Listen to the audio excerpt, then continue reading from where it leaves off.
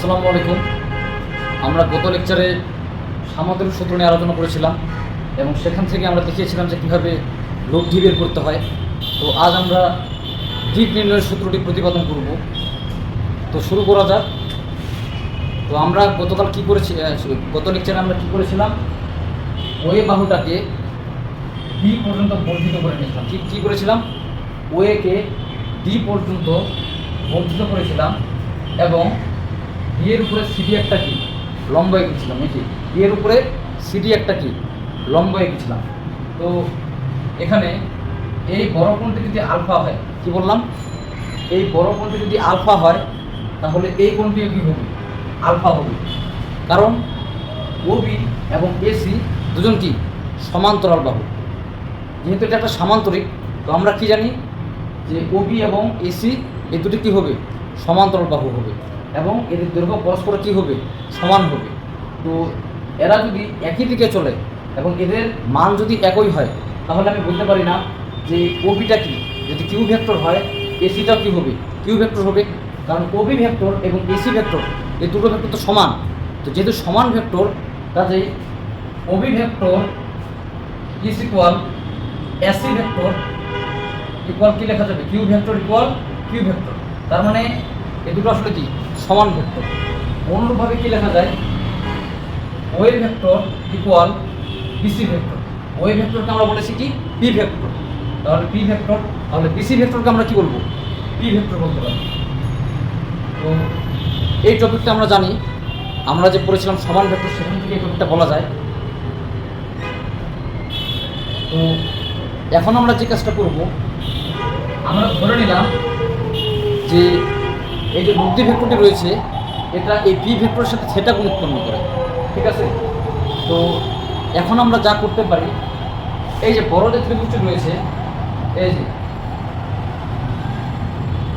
এই বড় ত্রিভুজটি অর্থাৎ ত্রিভুজ ও ডিসিতে, ত্রিভুজ ও ডিসিতে এখান থেকে আমরা কি বলতে পারি, এখান থেকে আমরা বলতে পারি টেন থিটা সমান সমান, আমরা জানি টেন থিটা সমান সমান কি লম্ব ভাগ কি ভূমি, এখানে লম্ব কি সিডি, তো সিডি ডিভাইডেড বাই ওডি, এটুকু তো আমরা বলতে পারি।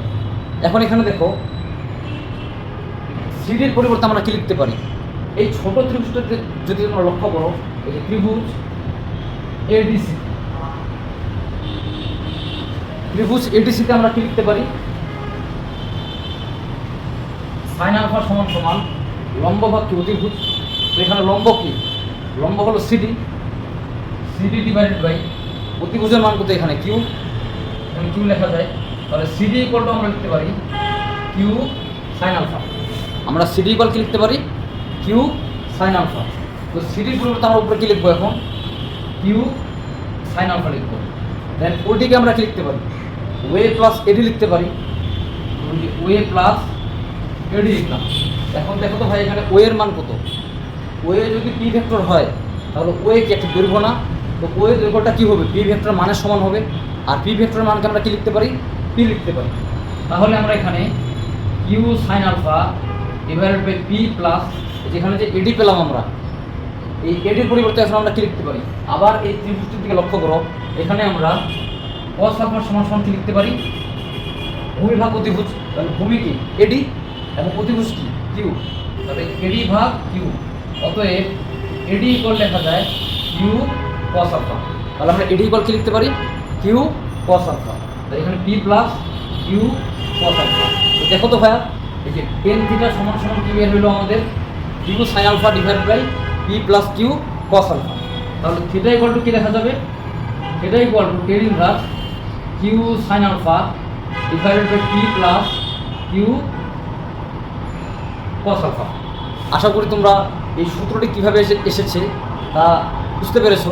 তো এটি মনে রাখার একটি কৌশল রয়েছে। কৌশলটি হলো এই যে টেন থিটা ইকুয়াল টু যার সাথে কোণ তাকে নিচে যোগ করে দেওয়া লাগবে। তাহলে কোনটা কার সাথে ভাই, পি ভেক্টরের সাথে না, তাহলে পি ভেক্টরের মানটা নিচে বসবে। তাহলে কিউ কথা বলবো উপরে বসবে, আমরা যোগ দিয়ে উপরে কিউ দিব, আবার কি নিচেও কিউ দিব। এখন দেখো তো ভাই, টেন মানে আমরা কি জানি সাইন বাই কস, তাহলে উপরে গেছে সাইন, নিচে কি আসছে কস। এখন দেখো টেন থিটা মানে sine theta by cos theta, যেহেতু এখানে কিউ এবং পি আলাদাভাবে এভাবে এসেছে, তো আমরা তো থিটা লিখতে পারি না, তো ইলজিক্যাল দেখায়, তাই আমরা কী দিব, আলফা দেব। তো এইভাবে এই জিনিসটাকে আমরা মনে রাখতে পারি, কীভাবে, যার সাথে কোণ তাকে নিচে বসাবো, অপর যে ভেক্টরটির মান রয়েছে তাকে আমরা দুপাশে দিয়ে দিব, তারপর টেন মানে আমরা জানি সাইন বাই কস, এখানে আলফা দেবো, এখানে কী দিব, আলফা দেবো। তো আশা করি ভাইয়া বুঝতে পেরেছো যে এই সূত্রটি আসলে কীভাবে এসেছে।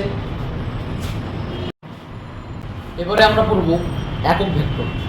তো একক ভেক্টর নামটির মধ্যে কি এক কথাটি রয়েছে না, তাহলে একক ভেক্টরের সংজ্ঞা কী ভাইয়া, যে ভেক্টরের মান এক তাকে আমরা কি বলতে পারি, একক ভেক্টর। তো যদি একটি ভেক্টর পি ভেক্টর হয়, হ্যাঁ, এটি একটি কি ভেক্টর, এটার নাম কি পি ভেক্টর। তো আমরা কি জানি পি ভেক্টরের মান কত, এই পি ভেক্টরের মান কত ভাইয়া, এই পি ভেক্টরের মানকে আমরা কি পি বলতে পারি না, এগুলো আমরা গত ক্লাসে জেনে এসেছি যে পি ভেক্টরের মান কি হয়, পি হয়। তাহলে এই ভেক্টরটির মধ্যে কী কী ইনক্লুড রয়েছে ভাইয়া, এই ভেক্টরটির মধ্যে ইনক্লুড রয়েছে এর মান এবং কি এর দিক। তাহলে আমরা যদি এই ভেক্টরটিকে এর মান দ্বারা ভাগ করে দিই তাহলে কি তার মান কত হয়ে যাবে, এক হয়ে যাবে না। মানে ব্যাপারটা হলো কি, এটা যদি পি ভেক্টর হয়, হ্যাঁ, তো এই ভেক্টরের মধ্যে কিন্তু কি রয়েছে, মান এবং কি দিক। তো এখন যদি আমরা একে এর মান দ্বারা ভাগ করে দিই তাহলে কি হয়ে যাবে ভাই, এই মান আর মান যদি কেটে যায় তাহলে কি এখন শুধুমাত্র কি ওর দিকটি থাকবে না, কিন্তু আর মানও একটা থাকবে, এই মানটি হলো এক। কারণ মান ভাগ মান তো আর 0 হয়ে যাবে না, মান ভাগ মান কি হয়ে যাবে, এক হয়ে যাবে। তার মানে এখান থেকে বোঝা যাইতেছে যে পি ভেক্টরটি, এই পি ভেক্টরটিকে যদি আমরা তার মান দ্বারা যদি ভাগ করে দিই তাহলে তার মান থাকবে, তবে তা হবে এক এবং কি দিকটি অপরিবর্তিত থাকবে। তাহলে এই যে জিনিসটা আমরা পেলাম এটাকে আমরা বলতে পারি একক ভেক্টর। কি বলতে পারি, একক ভেক্টর। তো এটাকে নর্মালি আমরা এভাবে সূচিত করতে পারি, হ্যাঁ, তাহলে এটা কি হবে, একটা একক ভেক্টর। তাহলে একক ভেক্টর আমরা কীভাবে পাবো, ওই ভেক্টরকে যদি তার মান দ্বারা আমরা ভাগ করে দিই তাহলে তাকে কি বলবো আমরা, একক ভেক্টর। তো আশা করি একক ভেক্টর টপিকটি তোমরা ক্লিয়ার হয়েছো। এরপরে আমরা আসবো লম্ব একক ভেক্টরে। তাহলে লম্ব একক কি, লম্ব একক ভেক্টর কি ভাইয়া, লম্ব একক ভেক্টর হলো যে যদি দুই বা ততোধিক ভেক্টর যদি একটি তলের মধ্যে অবস্থান করে তাহলে তাদের লম্ব দিকে যে একক ভেক্টরটি উৎপন্ন হয়, হ্যাঁ, বা লম্ব দিকে যে ভেক্টরটি উৎপন্ন হয়, ওই লম্ব দিকে উৎপন্ন ভেক্টরটিকে যদি তার মান দ্বারা আমরা ভাগ করতে পারি তাহলে সেই ভেক্টরটিকে আমরা কি বলবো, লম্ব একক ভেক্টর। সাপোজ এদিকে মনে করো পি ভেক্টর যাচ্ছে আর এদিকে কি কিউ ভেক্টর, হ্যাঁ, এখন আমি ধরে নিলাম যে কোনো একভাবে এদের ঠিক লম্ব দিক বরাবর কি এদের লব্ধি ভেক্টরটি ক্রিয়া করছে। তো এটিকে আমি বলতে পারি কি আর ভেক্টর। এই দুটি ভেক্টরের লব্ধি ভেক্টরটি কীভাবে আর ভেক্টর ক্রিয়া আর লম্ব দিকে যাচ্ছে তা আমরা একটু পরে আলোচনা করব। তো ধরে নিলাম যে পি এবং কিউ কি একটি তলের মধ্যে অবস্থান করছে, হ্যাঁ, তো একটি তলের মধ্যে অবস্থান করছে, এদের লম্ব দিকে কি এদের লব্ধি ভেক্টরটি ক্রিয়া করছে যা আর ভেক্টর। যদি এখন আমরা এই আর ভেক্টরকে তার মান দ্বারা ভাগ করে দিই তাহলে এটা হয়ে যাবে কি, এটা হয়ে যাবে একটি লম্ব একক ভেক্টর। কার জন্য, পি এবং কিউ এর জন্য। দেখো আর ভেক্টরকে আর দ্বারা ভাগ করলে, হ্যাঁ, এটাকে আমরা বলতে পারি আর ভেক্টরের একক ভেক্টর, কিন্তু পি এবং কিউ ভেক্টর কি বলতে পারি আমরা, লম্ব একক ভেক্টর। দেখো ভাইয়া এই যে আর ভেক্টরটা কি, পি ভেক্টর এবং কিউ ভেক্টরের কি লম্ব ভেক্টর না। তাহলে আর ভেক্টরকে যদি আমরা এখন আর দ্বারা ভাগ করে দিই তাহলে এই যে উৎপন্ন ভেক্টরটা আসবে এটাকে আমরা বলতে পারি এটা, হ্যাঁ, তো এটাকে আমরা বলতে পারি পি এবং কিউ এর লম্ব একক ভেক্টর। কারণ ভাইয়া এই যে ভেক্টরটি, এই যে নতুন যে ভেক্টরটি উৎপন্ন হলো, এই ভেক্টরটি তো পি এবং কিউ যে তলটি রয়েছে এই তলের লম্ব দিক বরাবর যাচ্ছে। আশা করি তোমরা এই জিনিসটি বুঝতে পেরেছো। একটা আমরা উদাহরণ দিতে পারি। সাপোজ এখন তোমাদের প্রশ্ন মনে হতে পারে ভাই আপনি বিগত ক্লাসগুলোতে বলেছিলেন যে পি ভেক্টর এবং কিউ ভেক্টর যদি ক্রিয়া করে তাহলে এদের লব্ধি ভেক্টরটা মাঝখান দিয়ে যাওয়ার কথা, হ্যাঁ, এবং কি ওই একই তল দিয়ে যাওয়ার কথা। তো আজ আবার আমি হঠাৎ লম্ব দিকে কীভাবে বলছি বা লম্ব দিকে কীভাবে যাবে। আসলে ঘটনাটি হলো কি, ভেক্টর আসলে দুই প্রকার, ঠিক আছে, বা ভেক্টরের গুণন আসলে ভেক্টর দুই প্রকার নয়, ভেক্টর দুই প্রকার এবং ভেক্টরের গুণন আসলে কি দুই প্রকার। একটি হলো ডট গুণন, আরটি হলো কি ক্রস গুণন। তো ক্রস গুণনের টপিকে, হ্যাঁ, যদি দুটি ভেক্টর যদি একই তলে ক্রিয়া করে তাহলে এদের যে ক্রস গুণনের ফলে যে প্রাপ্ত ভেক্টরটি আমরা পাবো তা তাদের লম্ব দিকে ক্রিয়া করে। এই জিনিসটিকে আমরা একটি উদাহরণের মাধ্যমে বুঝতে পারি। যেমন আমরা ওই যে বোতলের যে ছিপিটি রয়েছে তা যদি আমরা ঘোরাতে থাকি এবং বোতল যদি এই পাশে ঘোরাতে থাকি আলটিমেটলি ছিপিটিকে নিচের দিকে যায় না, তাহলে দেখো এদের ক্রিয়ার তল কিন্তু একই বরাবর, হ্যাঁ এরা কিন্তু একই তলে ক্রিয়া করতেছে, কিন্তু এদের যে আলটিমেটলি ক্রস গুণনের যে রেজাল্টটা, আলটিমেট রেজাল্টটা কিন্তু নিচের দিকে যাচ্ছে। মানে আমি এটাকে যতই ঘোরাচ্ছি ততই কি এটা নিচের দিকে কি নিম্নগামী হচ্ছে। তার মানে কি আমি ঘোরাচ্ছি কিন্তু দুজনকে কি একই তল বরাবর, কিন্তু এদের রেজাল্টিং যে ভ্যালুটা তা কি নিচের দিকে যাচ্ছে, রেজাল্টিং যে ভেক্টরটা তা কি নিচের দিকে যাচ্ছে, অর্থাৎ এই তলের কি লম্ব দিকে যাচ্ছে না ভাই। আবার যখন আমি ছিপিটি কি ঘড়ির কাঁটার বিপরীত দিকে যখন আমি ঘোরাতে থাকি তখন আবার কি ছিপিটি কি উপরের দিকে ঊর্ধ্বগামী হয় না। তো এটা কিন্তু আসলে এক প্রকারের কি এই ক্রস গুণনের বলি বা লম্ব ভেক্টর উদাহরণ হতে পারে। তো আমরা এই যে নতুন যে ভেক্টরটি পাবো, হ্যাঁ এই ভেক্টরটিকে যদি আমরা তার মান দ্বারা ভাগ করে দিই তাহলে আমরা কী পাবো ভাইয়া, এই পি এবং কিউ এর লম্ব একক ভেক্টর পাবো। তো এই আর ভেক্টরটা আসলে কি জানো, আর ভেক্টরটা তাহলে পি ভেক্টর ক্রস কী হবে কিউ ভেক্টর। কারণ ওই যে বললাম ক্রস গুণ, এই আর ভেক্টরটি কীভাবে এসেছে পি ভেক্টর এবং কিউ ভেক্টরের ক্রস গুণন থেকে এসেছে। তো আশা করি এই জিনিসটা তোমরা বুঝতে পেরেছো।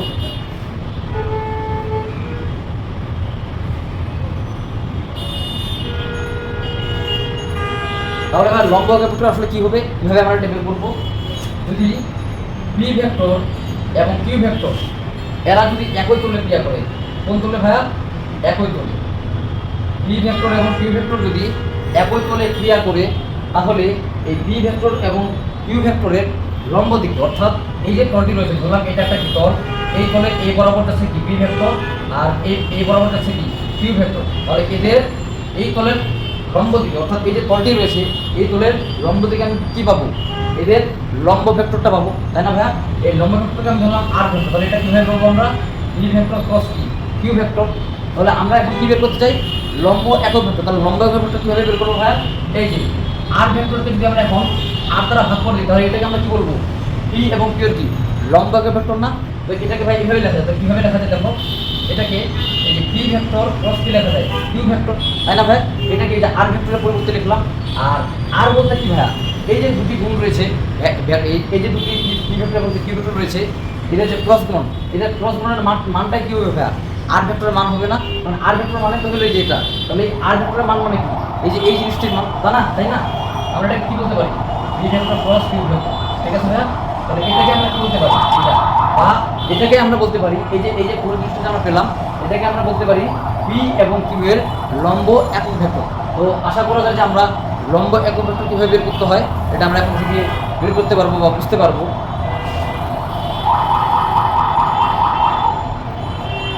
এবারে আমরা শিখব অবস্থান ও আয়তন ভেক্টর, ঠিক আছে ভাইয়া। তো অবস্থান ভেক্টর কি, যে ভেক্টরের মাধ্যমে আমরা কোনো কিছু অবস্থান নির্ণয় করি তাকে আমরা কি বলবো, অবস্থান ভেক্টর। তো সাপোজ এটা একটা দ্বিমাত্রিক কাঠামো, এটা কি একটা দ্বিমাত্রিক কাঠামো। তো আমি বললাম কি যে এই যে বিন্দুটি রয়েছে পি বিন্দুটি, এই বিন্দুটিতে আমি কি পৌঁছাতে চাই। তো ভাই এই বিন্দুটিতে যদি আমি পৌঁছাতে চাই তাহলে আমি কি করব, এটা যদি এক্স অক্ষ হয়, এটা যদি ওয়াই অক্ষ হয়, তাহলে আমি বলবো না যে আপনি এক্স অক্ষ বরাবর এক্স দূরত্ব অতিক্রম করুন, তারপর কি ওয়াই অক্ষ বরাবর ওয়াই দূরত্ব অতিক্রম করুন, তাহলে কি আপনি পি বিন্দু দিকে পৌঁছাতে পারবেন। আমরা এটাকে কী বলতে পারি ভাইয়া, এক্স কমা ওয়াই বিন্দু, তাই না। তো এই জিনিসটাকে কিন্তু আমরা এভাবে বলতে পারি যে আপনি যদি এক্স অক্ষ বরাবর এক্স দূরত্ব অতিক্রম করেন এবং ওয়াই অক্ষ বরাবর ওয়াই পরিমাণ দূরত্ব অতিক্রম করেন তাহলে আপনি কি এই বি বিন্দুটিতে পৌঁছাতে পারবেন।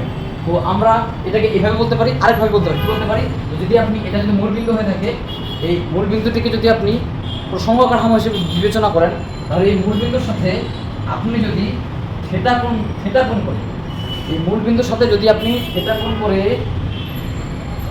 আর দূরত্ব যদি আপনি অতিক্রম করেন, হ্যাঁ তাহলে কি আপনি এই বি বিন্দু পৌঁছাতে পারবেন না, পারবেন। তো আমরা এটাকে দুইভাবে কী করতে পারি, প্রকাশ করতে পারি। এটাকে আমরা এইভাবে বলতে পারি যে আর কমা থিটা। তো এটিকে বলা হয় পোলার, এটিকে বলা হয় পোলার স্থানাঙ্ক কাঠামো, আর এটিকে বলা হয় কার্তেশীয় স্থানাঙ্ক ব্যবস্থা, ঠিক আছে ভাইয়া। এই দুইভাবে আমরা কী করতে পারি, এই অবস্থানটিকে শনাক্ত করতে পারি। এখন আমরা এটিকে ভেক্টরের মাধ্যমে কীভাবে শনাক্ত করব সেই জিনিসটা বলব। তাহলে আমরা এটাকে কী বলতে পারি, আর ভেক্টর। যদি এ বরাবর যদি এক্স ভেক্টর ক্রিয়া করে, এ বরাবর যদি ওয়াই ভেক্টর ক্রিয়া করে, তাহলে ভাইয়া এই আর ভেক্টরটা কী হবে, আর ভেক্টরটা যে ত্রিভুজের, হ্যাঁ ভেক্টর যুগের যে ত্রিভুজ সূত্র রয়েছে তাহলে আমরা কী বলতে পারি যে আর ভেক্টরটা হবে এই এক্স ভেক্টর এবং ওয়াই ভেক্টরের কি লব্ধি, এবং একে লেখা যাবে R vector equal to X vector plus কি ওয়াই ভেক্টর। আশা করি তোমরা বুঝতে পেরেছো। তো এখান থেকে এই যে আমরা যে জিনিসটা পেলাম, এটাকে কিন্তু ভাই এখন আয়ত একক ভেক্টরের মাধ্যমে প্রকাশ করা যায়। কীভাবে? এই যে একটু আগে আমরা একক ভেক্টর পড়ে আসলাম, হ্যাঁ, এখন আয়ত একক ভেক্টর কি? কোনো একটা অক্ষ বরাবর একক মানের একটি নির্দিষ্ট ভেক্টর রয়েছে, হ্যাঁ, এটাকে বলা হয় আয়ত একক ভেক্টর। তো এক্স অক্ষ বরাবর যে আয়ত একক ভেক্টরটা ক্রিয়া করে তাকে আই ক্যাপ দ্বারা সূচিত করা হয়। কি দ্বারা ভাইয়া? আই ক্যাপ দ্বারা সূচিত করা হয়। এবং ওয়াই অক্ষ বরাবর যেই একক ভেক্টরটি ক্রিয়া করে তাকে জে ক্যাপ দ্বারা সূচিত করা হয়। কি দ্বারা ভাইয়া? জে ক্যাপ দ্বারা কি করা হয়? সূচিত করা হয়। তাহলে এক্স অক্ষ বরাবর আমি কি এই স্মল এক্স পরিমাণ কি দূরত্ব অতিক্রম করছে না? তাহলে এবং কি এটা কি আই ক্যাপ বরাবর যাচ্ছে না? বুঝলি ভাই? এক্স দেখো আই ক্যাপের মান হলো 1, হ্যাঁ, একের সাথে যদি আমি এক্স কে গুণ দিয়ে দিই তাহলে কি আমি এক্স পরিমাণ কি পাচ্ছি? তার মানে এটা বোঝাচ্ছে যে আমি এক্স এই আই ক্যাপ মানে কি যে এক্স অক্ষ বরাবর। তাহলে এক্স আই ক্যাপ কি বোঝাবে ভাইয়া? এক্স আই ক্যাপ বোঝাবে যে আমি এক্স অক্ষ বরাবর, কারণ আই ভেক্টরটা তো আই ক্যাপ বোঝাচ্ছে এটা এক্স অক্ষ বরাবর ক্রিয়া করছে। তাহলে এক্স আই ক্যাপটা বোঝাবে যে আমি এক্স অক্ষ বরাবর এক্স পরিমাণ দূরত্ব কি করলাম? অতিক্রম করলাম। এবং এরপর আমি কি এটাকে যদি আমি ওয়াই জে ক্যাপ লিখি, ঠিক আছে ভাইয়া? তো ওয়াই জে ক্যাপটা কি বোঝাচ্ছে যে আমি ওয়াই অক্ষ বরাবর, হ্যাঁ, ওয়াই স্মল ওয়াই পরিমাণ কি দূরত্ব অতিক্রম করছি, হ্যাঁ, বা ওয়াই মান বিশিষ্ট কী করছি আমি দূরত্ব অতিক্রম করছি। তাহলে এই যে টোটাল যে জিনিসটা এটা আসলে কি এই যে x plus x vector plus কি ওয়াই ভেক্টরকে রিপ্রেজেন্ট করছে না? তো এটাকে আমরা আসলে কী বলতে পারি ভাইয়া? এটাকে আমরা বলতে পারি আর ভেক্টর, তাই না? এটাকে আমরা কী বলতে পারি? আর ভেক্টর বলতে পারি। এবং এই জিনিসটি কিন্তু পক্ষান্তরে আসলে এই বি বিন্দুটাকে কী করছে? রিপ্রেজেন্ট করছে। তাহলে আমরা আয়তকার ভেক্টর কোথায় ব্যবহার করতে পারি? অবস্থানের ক্ষেত্রে। এখন ভাই দেখো এটা তো দ্বিমাত্রিক। যদি এমন যদি হতো যে এই বরাবর মনে করো জেড অক্ষ ক্রিয়া করছে, এই বরাবর কি জেড অক্ষ ক্রিয়া করছে, সাপোজ এখানে কি রয়েছে? একটা বিন্দু রয়েছে, ধরলাম যে এই যে আমি এই মার্কারটির অবস্থানে পৌঁছাতে চাই, হ্যাঁ, তাহলে আমি কি বলবো যে সাপোজ এইদিকে যদি একটা প্রসঙ্গ কাঠামো হয় আমি এক্স অক্ষ বরাবর এইটুকু যাবো, ওয়াই অক্ষ বরাবর এইটুকু আসবো, তারপর কি জেড অক্ষ বরাবর এইটুকু যাবো না ভাইয়া? তো জেড অক্ষ বরাবরও ঠিক এমনইভাবে একটি কি আয়তকের ভেক্টর লাই করে, সেটা হলো কে, ঠিক আছে ভাইয়া? তাহলে আমরা কি বলতাম যে এবার আমরা এখানে পৌঁছাতে চাই, হ্যাঁ, এটা হলো সেই তোমার, এবার আমরা বলতেছি যে আমরা এই দিকে কোন একটা বিন্দুতে পৌঁছাতে চাই, এটা হলো তোমার কি সেই পি বিন্দুটা, ঠিক আছে ভাই? পি বিন্দুটা এটাকে আমরা পি প্রাইম বলতে পারি। তাহলে আমরা এবার কি বলতে পারি যে তুমি এক্স অক্ষ বরাবর কি এক্স পরিমাণ কি করবা? দূরত্ব তুমি করবা। ওয়াই অক্ষ বরাবর ওয়াই পরিমাণ এবং কি জেড অক্ষ বরাবর কি জেড পরিমাণ দূরত্ব কি করবা? অতিক্রম করবা। তাহলে ভাই এই যে একটু আগে আমরা বোঝালাম অনুরূপভাবে জেড অক্ষ বরাবর কি তুমি, হ্যাঁ, জেড পরিমাণ কি দূরত্ব অতিক্রম করবো না? তো সেটাকে আমরা কীভাবে প্রকাশ করতে পারি? জেড কে কেপ দ্বারা। এটাকে আমরা কীভাবে প্রকাশ করতে পারি? জেড কে কেপ দ্বারা। কারণ কে কেপ মানে কি? একটা একক ভেক্টর যা বসিতেছে যে তুমি জেড অক্ষ বরাবর যাচ্ছ, তো এবং এর মান কত? ওয়ানের সাথে জেড গুণ করলে কি জেড মান বিশিষ্ট হয়ে গেল। তাহলে জেড কে কেপ বলতে বোঝাচ্ছে যে জেড অক্ষ বরাবর তুমি কি করলা? জেড পরিমাণ দূরত্ব অতিক্রম করলা, হ্যাঁ। তো এগুলোকে আমরা মূলত কী করে থাকি ভাইয়া? এগুলোকে আমরা আয়ত একক ভেক্টর বলে থাকি, হ্যাঁ। তো সাপোজ কোনো একটা বিন্দুর স্থানাঙ্ক যদি দেওয়া থাকে যে 1,2,3, তাহলে ভাই এর ভেক্টরের প্রকাশিত রূপ কী হবে? এর ভেক্টরের প্রকাশিত রূপ হবে i K 1 i k plus 2 j k plus 3 j কে। আশা করি ভাই বুঝতে পেরেছো। তাই আমরা কি করি? P vector equal two i k plus 2 j k plus 3 j কে। তো আমরা আশা করি এভাবে কোনো বিন্দুর অবস্থান কি করতে পারবো? বের করতে পারবো, অবস্থান ভেক্টর বের করতে পারবো।